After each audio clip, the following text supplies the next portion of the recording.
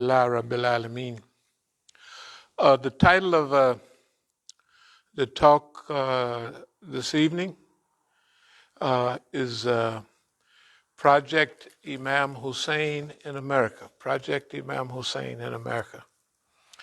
And in order to do this, we want to answer certain questions: who, what, where, why, how, and might as well put when with it.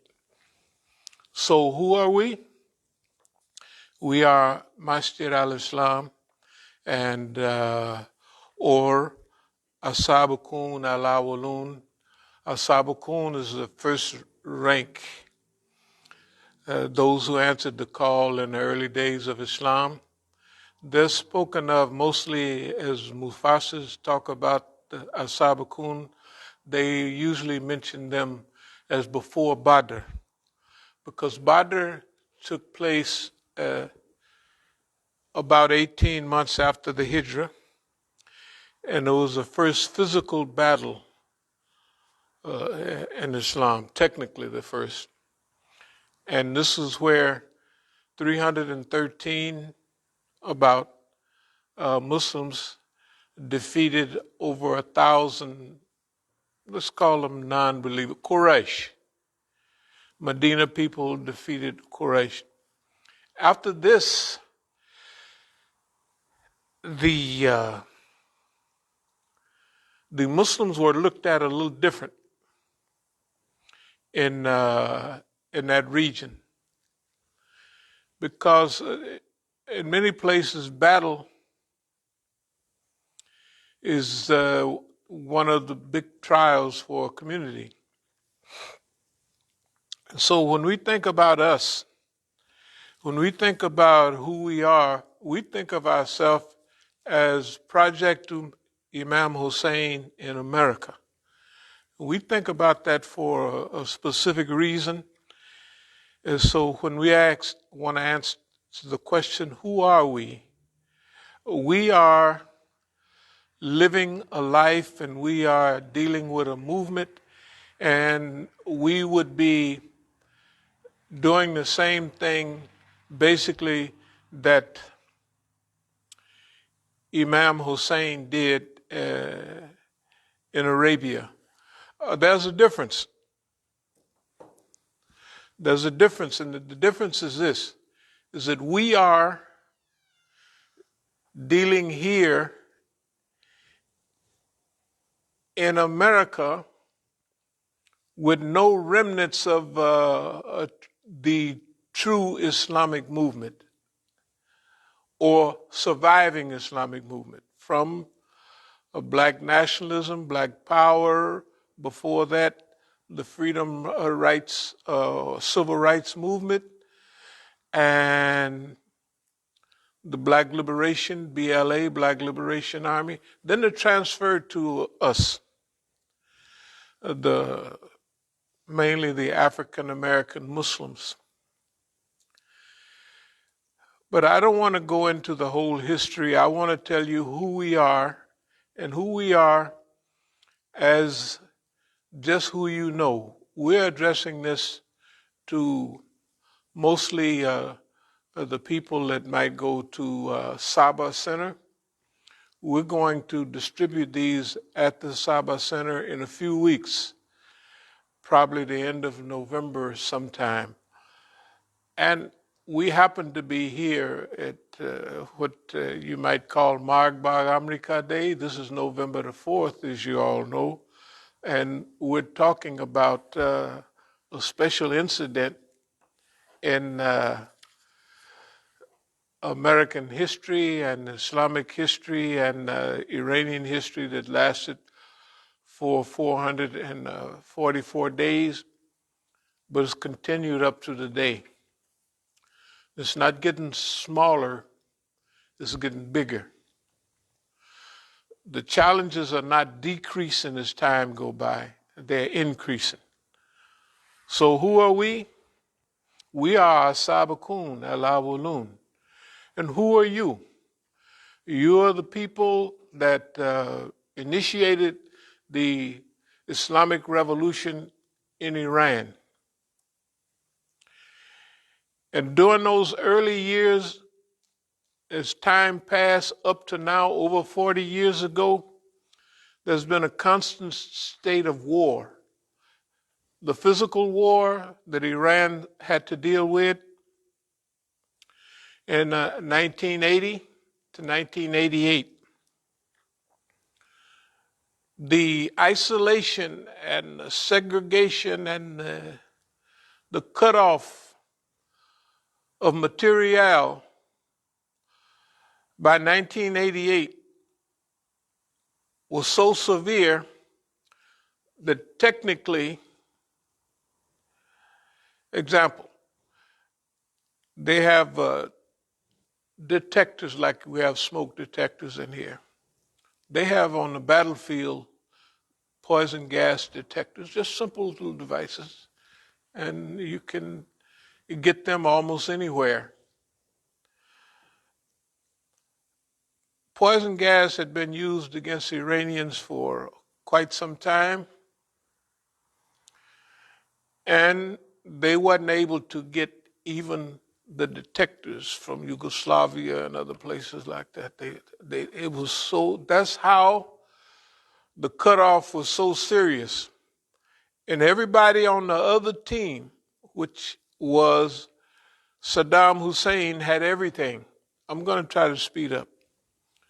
The point I'm making is who is the people we're addressing? I'm addressing you tonight for a certain reason, because we want to develop a certain support, physical support from you.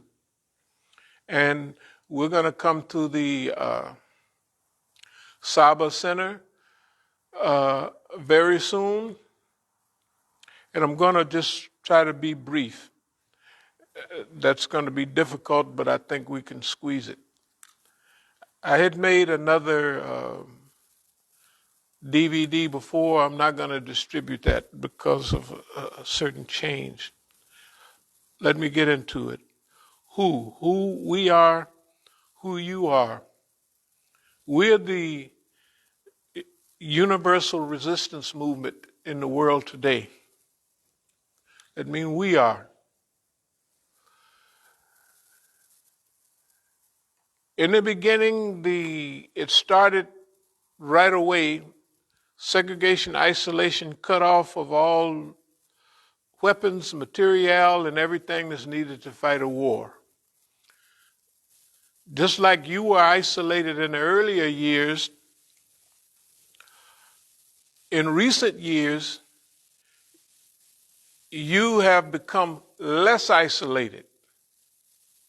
As time passed, since then, we have become more isolated.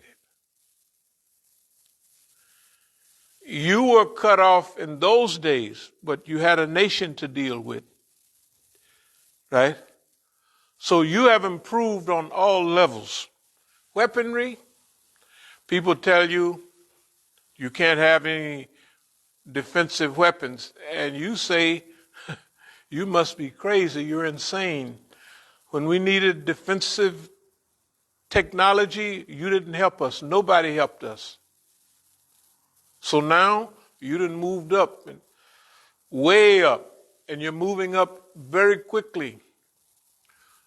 The people that I'm talking to now that were students in those days, you know who went back home. The ones I'm talking to now are the ones that stayed here. You have a special job to do here. I'm going to go on and say it, I have a special job to do here in the United States.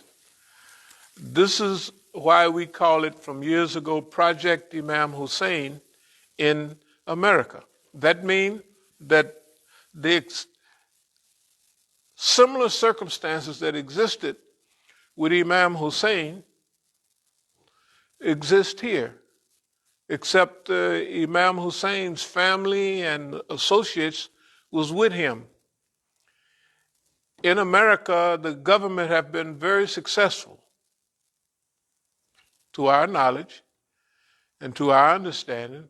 We've been psychologically dealing with this in detail and specifics for over 35 years. Actually, we've been dealing with it from day one, but by that time, by 1985, 86, we was clear on what our mission was going to be like here. And we was also clear that who would be with us. Okay. So who we are the As-Sabiqun movement in America. Right now, we need your help, or let's put it this way, we want your financial help. When we come out to the nice joint y'all got out there, by the way, I have to remind y'all, do y'all remember the early years of the struggle? The early years of the struggle, it was nobody but them and us. When I say us, you were here in the United States. That means you were surrounded by Americans, right?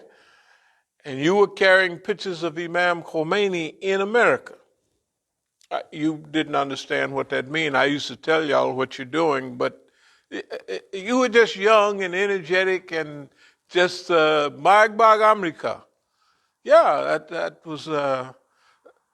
that's what was going on. I was a little younger, but I had been through this American system already. I was already mature in the movement.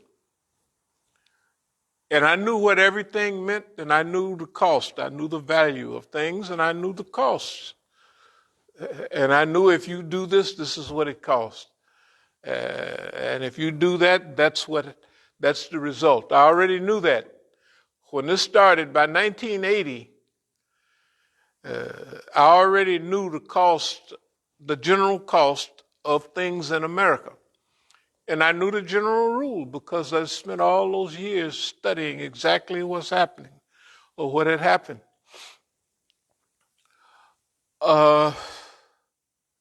Therefore, the idea of Magbag America, death to America, America has died right in front of your eyes. America is dead. I mean, it's on the recitation table. They're pumping air into it right now, keeping it breathing. We used to talk about death to the American view, or the global view of America is devastating. America is looked at as a bunch of clowns, a big clownish, non-respected, but feared because they didn't show that they'll just wipe everybody out. But America also has other things. This thing about death to America, the American prestige is dead. The American economy is dead. In 1980, 1979 and 1980 was the last years of upward growth of the American economy. Since then, it haven't been doing too good. The American economy. So when you said death to America, Magbag America, America has died. When you talk about export of the revolution, right? In those days, we thought you make flyers and go around and export, take Tehran Times around, and this is the export of the revolution. No, you have exported the revolution right now. The revolution, you look at everybody on the team. It's not only Iran, but then it's Lebanon. It's Lebanon, and those are solid supporters, right? When you look at the Lebanon, right, you're looking at a growing movement. What you're doing in Lebanon, Everybody else cut it off, but you're sending petrol and heating oil and everything, right, through Syria right today, right now. So the prestige in that part of the world of the Islamic revolution is growing stronger every day. Yemen, everybody backed up off of the Yemen. They backed up. But Iran is supporting it. And it's not only the richest Arab country in the world fighting the poorest Arab country in the world, but they are on the move.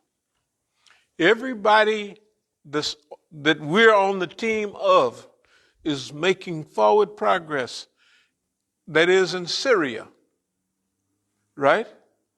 Now, I didn't bring it, but